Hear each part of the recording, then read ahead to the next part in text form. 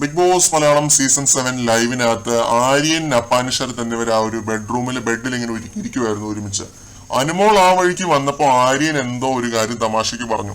ഒരു കയ്യിലെ ring finger വെച്ചിട്ട് എന്തോ ഒരു ആംഗ്യം കാണിച്ചു. അനുമോൾക്ക് അത് പിടിച്ചില്ല.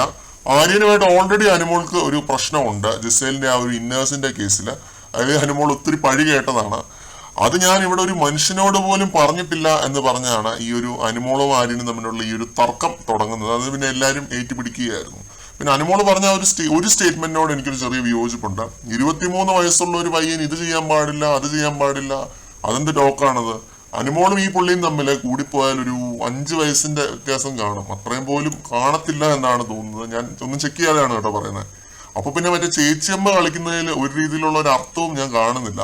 ബിഗ് ബോസിനകത്ത് എല്ലാവരും ഈക്വൽ ആണ്, കണ്ടസ്റ്റൻസ് ആണ്. ആര്യൻ ഇതാണ് പറഞ്ഞത്, എല്ലാവരും കണ്ടസ്റ്റൻസ് ആണ്, ഈക്വൽ ആണ്. അത് വാലിഡ് പോയിന്റ് ആയിരുന്നു കേട്ടോ പുള്ളിയാ പറഞ്ഞത്. പിന്നെ ചിരിച്ചോണ്ടാണ് ആര്യൻ ആ ഒരു ആംഗ്യം കാണിച്ചത്. അതിൽ തന്നെ മിഡിൽ ഫിംഗർ ഒന്നും അല്ല പുള്ളി പൊക്കി കാണിച്ചത്. അത്രയ്ക്ക് വലിയ മണ്ടത്തരം ആര്യം കാണിക്കുമെന്നും എനിക്ക് തോന്നുന്നില്ല. അനുമോളും ആര്യനും തമ്മിലൊരു ഫൈറ്റ് ഞാൻ പ്രതീക്ഷിച്ചിരുന്നു. ആ ഒരു ഇന്നേഴ്സിന്റെ കേസിലായിരുന്നു പ്രതീക്ഷിച്ചത്. പക്ഷെ ഇത്രയും സില്ലി ആയിട്ടുള്ള നടക്കുന്ന വഴിക്ക് ഒരു അടി പൊട്ടും എന്ന് ഞാൻ പ്രതീക്ഷിച്ചില്ല. അനുമോള് വളരെ ലേറ്റ് ആയിട്ടാണ് ഓരോ കാര്യങ്ങളിൽ റിയാക്ട് ചെയ്യുന്നത് എന്ന് തോന്നുന്നു. ഈ ഒരു ഇന്നേഴ്സിന്റെ കേസ് ഇപ്പൊ ഇവിടെ ഇടേണ്ട ഒരു കാര്യവും ഇല്ലായിരുന്നു. അത് അന്ന് പ്രശ്നമാക്കാതിരുന്ന അനുമോൾ ഇന്നത് പ്രശ്നമാകുന്നത് അതൊരു വളരെ ലേറ്റ് റിയാക്ഷൻ ആയിട്ടാണ് എനിക്ക് ഫീൽ ചെയ്യുന്നത്. കൂടുതൽ ലൈവ് അപ്ഡേറ്റുകളുമായിട്ട് നമുക്ക് വീണ്ടും കാണാം.